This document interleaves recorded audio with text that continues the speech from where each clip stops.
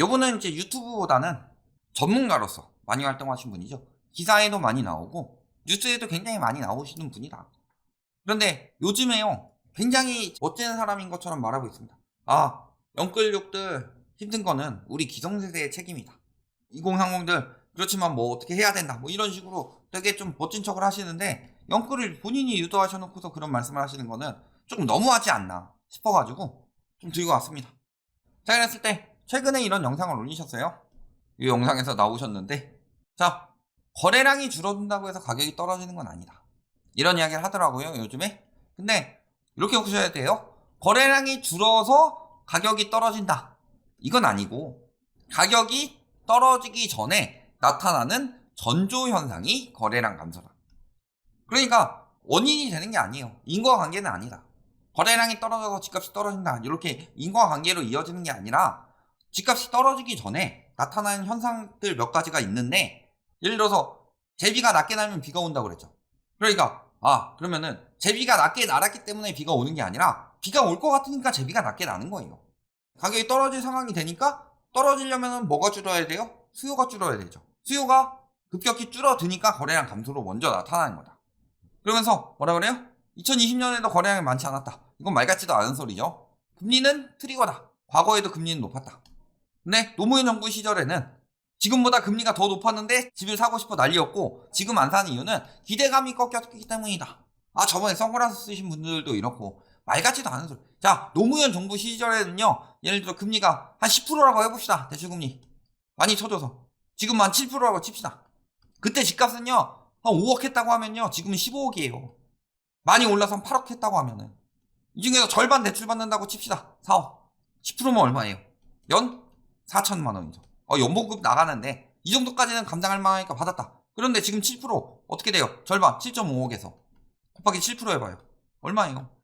5,250만 원. 부담이 더 커졌잖아요. 거기다가 모아둬야 되는 돈도 더 크고. 그래서 금리만 보는 게 아니라 그 상황에서 받은 대출, 그 다음에 그 대출을 받아서 살 수 있는 집값이냐, 집값을 봐야 되겠죠. 근데 얘만 보여주면서 자꾸 노무현 정부 시절 때, 예전에 이때보다 금리가 더 높았을 때는 올랐다. 아니, 그때는 대출 1억 받았으면 지금 10억 받았어요. 말 같지도 않은 소리 하고 있는 거지. 자, 그래서 2020년에 매매 거래량이 줄었냐? 자, 줄다가 오히려 늘었죠. 본격적인 거래량 감소는 언제예요? 21년. 그러니까 21년 돼서 거래량 줄어들고 수요 줄어들었다 싶으니까 이때서야 이제 갈아타기 시작한 거죠. 하면서 뭐라 그래요? 이제 떨어집니다. 왜? 떨어지던 시기에 거래량이 이 모양 이 꼴이었으니까, 떨어지기 직전이나. 그런데 잘 생각해보세요. 그러니까 이때 말 갈아듣고 이제 떨어집니다, 이건 예측이 아니에요. 사실 그 전에 예측을 해줘야죠. 고점에서 상투 끝에서 지금 떨어집니다, 내일부터 떨어집니다, 한두 달 있으면 떨어집니다, 그건 도그다 카우는 아는 거고. 그러니까 지금 이 상황이 온 거예요. 이 상황이. 그리고요, 집값 상승이 뭐 양도세 특례 뭐 이런 이야기를 하는데, 집값 상승의 핵심은 전세대출 핵심으로 봐야 되겠죠. 왜? 금리에 대해서 단순하게 생각하는 게, 노무현 정부 시절의 금리를 보면요, 예를 들어 8억짜리 집을 샀어요? 그러면 영끌족들 혹은 대출 껴가지고 내 집 마련, 이 사람들은 당연히 금리 영향을 많이 받죠. 근데 전세 사는 사람들 해봅시다. 전세 사는 사람들 금리 영향이 있느냐? 전혀 없죠. 그럼 전세 사는 사람이 영향이 없으면 갭투기꾼들은 금리 영향을 어떻게 받냐? 금리 영향을 간접적으로 받죠.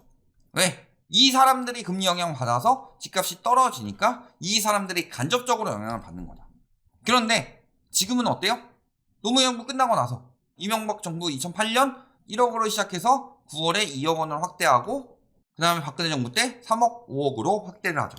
아까는 내 집 마련한 실수요들만 금리 영향을 받았는데 전세가 영향을 받죠? 그러면은 갭투기꾼들은 직접적으로 영향을 받는 거예요. 간접적으로 여기서 집값이 떨어지니까 내 집값에도 영향이 오는구나, 이게 아니라 전세값이 떨어지니까 내가 지금 죽겠다, 이거예요. 근데 이런 부분을 다 제외하고 이야기를 하죠. 그러니까 못 사는 거죠. 지금 PIR은 거의 뭐 18까지 올랐고, 소득 대비 주택값 상승률 주요국 중 3위. 그런데 이 3위가 언제 기록이냐? 코로나 이후. 근데 우리나라 집값 거품은 코로나 이후부터 꼈어요? 미국 뭐 이런 데는 코로나 이후에 많이 꼈죠. 심지어 일본도 오를 정도였는데, 그러면요, 저평가된 데는 일본이죠, 그들의 말에 따르면. 근데 우리나라가 거품은 더 꼈어요, 코로나 이후에도. 그러니까 보시면 어때요? 지금 주택 구입 부담이 역대 최고다. 주택 구입을 할 수가 없는 상황이다. 그러니까 주택 구입 부담 지수가 지금 200이 넘어가요. 주택 구매력 지수는 2.6밖에 안 되고, 그럼 200이 넘어가면 요거 적어도 반토막 나야 살 수 있는 거예요. 심리만 가지고 이야기하고 금리만 가지고 이야기하는 거 말도 안 되는 소리다. 자, 그러면서 이야기를 하는 게 뭐예요? 공급 부족에 동의하진 않고 서울만 공급 부족이다. 그러면서 인구 감소는 영향이 없고, 자, 공급 부족 핑계는 정부에서 됐다, 이런 이야기 하고 있어요. 문정부. 인구 감소 뭐 당장 영향은 없다. 뭐 물론 그런데 10년 뒤에 집값이 더 오를 것이냐, 이때는 확실히 영향 주죠. 지금부터 10년 뒤에는.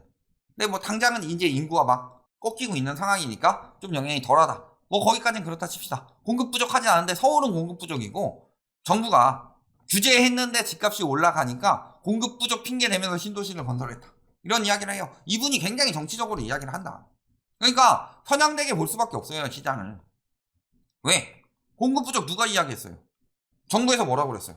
그때 김현미 장관이 뭐라고 그랬어요? 공급 부족이 아니라고 그랬잖아요. 그리고 공급이 바로 나올 수도 없다고 그랬고, 공급 부족이 아니라 수요 과잉이었죠.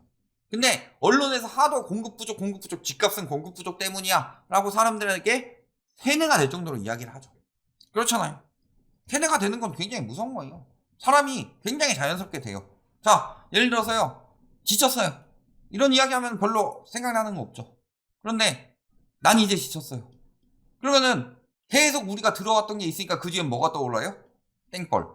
난 이제 지쳤어요. 땡벌 계속 들으니까 뒤에 땡벌 떠오르는 것처럼, 아, 공급 부족 때문에 집값 올라요. 공급 부족 때문에 집값 올라요. 이게 계속 귀에 들어가면 어떻게 돼요?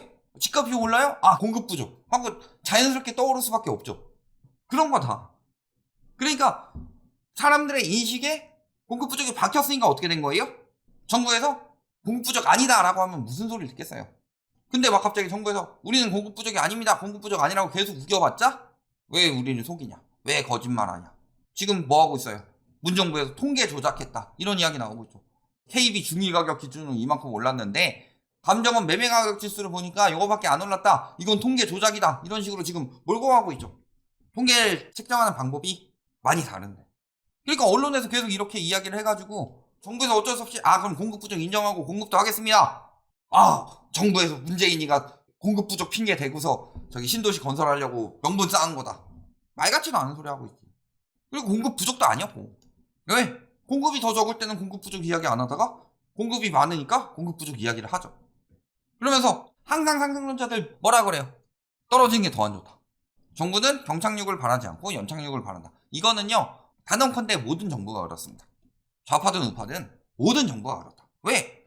경착륙을 하면요, 경제에 안 좋으니까. 지지율도 떨어지고, 급격히 오르거나 급격히 떨어지는 건 지지율에 영향을 많이 주죠.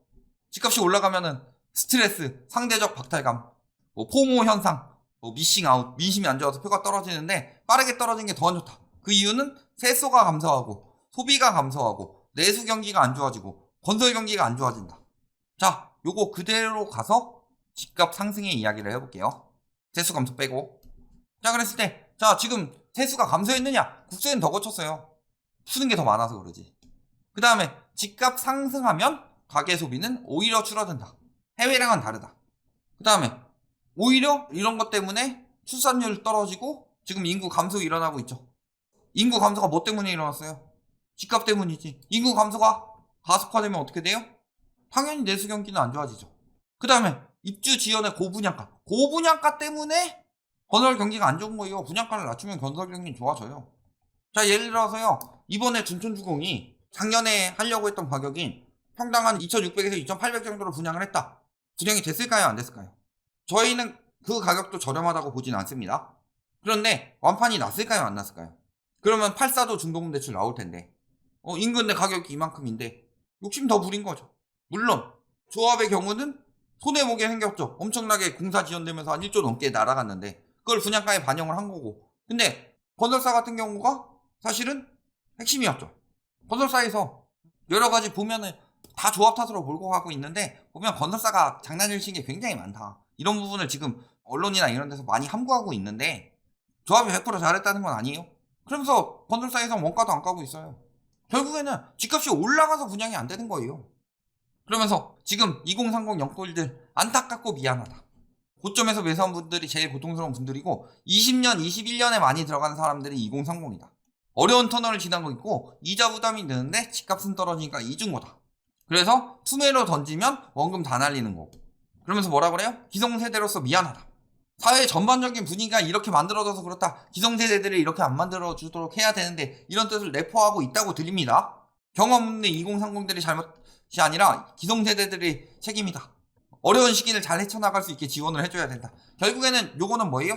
좋지 않은 방법이죠? 이러면 집값 안 떨어집니다. 다 대출로 버티도록 만들어줘라 라고 하는 거고. 자, 이런 이야기를 할 정도면은 지금 와서 저런 말씀을 하세요?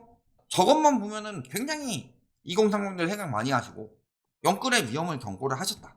이렇게 보일 수가 있겠는데 작년에 올린 영상들을 보시면 21년 7월이에요. 21년 7월에 무슨 영상을 올리셨냐?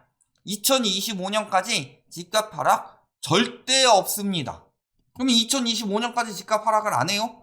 그러면 예를 들어 지금만 35정 된다고 해봅시다. 그러면 2025년까지 절대 하락 안 하고 그 뒤에 하락을 한다. 그러면요 적어도 지금부터 21년이니까 4년 정도 오르고 그 뒤에 한 5년 정도 떨어진다고 하더라도 9년 뒤에 사면 내 나이가 44이에요. 아, 결혼도 하려면 내 집 마련도 해야 되는데 전세 산다고 그러면 결혼도 못 할 거고 이런 생각이 들 수가 있죠. 아, 그러면 4년 정도는 더 오르든가 최소한 떨어지지 않겠구나 이렇게 생각하고 연끌할 수 있는 거죠. 언제? 고점에서. 그래서 이거를 수요와 공급에 대해서 이야기를 하는데, 자, 첫 번째, 정부가 계획한 입주 물량은 25년은 돼야 나온다. 두 번째, 자, 3주택 이상이면 10억 벌었을 때 8억 2,500을 떼가니까 매물이 안 나온다. 즉, 그래서 공급이 부족하다. 전반적으로 공급 다 부족하다고 하셨던 것 같아요. 서울만 부족한 게 아니라. 그리고 4년간 26번의 대책을 낸 정부는 양치기 소년으로 보여서 이제 대책이 나와도 먹히지가 않는다.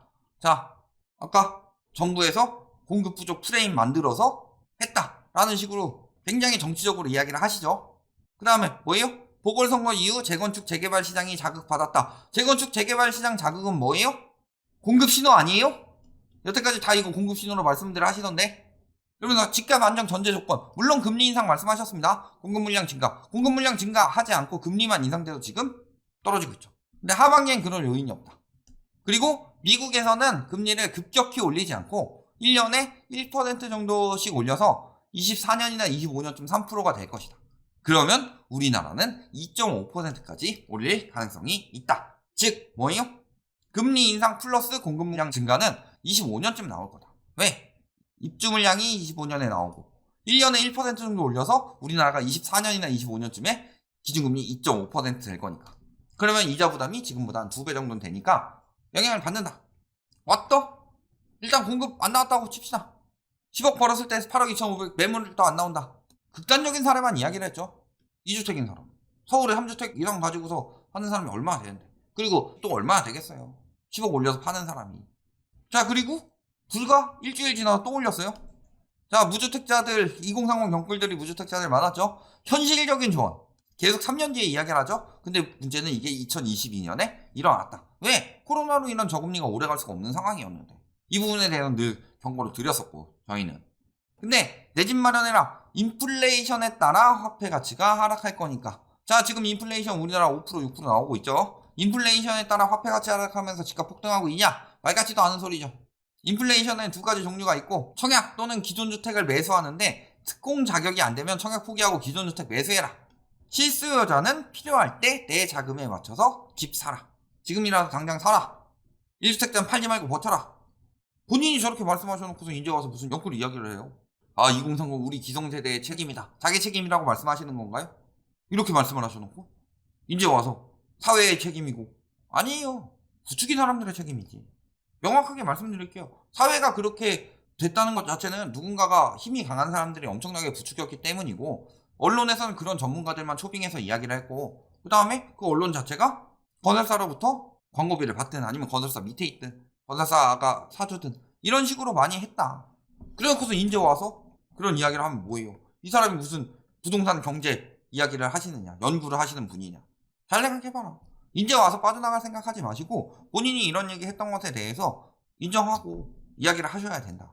특히 언론에 굉장히 많이 나오신 분이죠. 이제 본인도 유튜브 채널 해가지고 하고 있는데 거의 끝물 가서 끝까지 유도해놓고서 이제 와서 아닌 척 말 바꾸지 마셔라. 유튜브 쪽에서는 안 유명할지 몰라도요, 언론 많이 보신 분들은 다 알 수밖에 없고 본인이 그렇게 유도한 대표 주자 중 한 명이다. 여기까지 말씀드리겠습니다.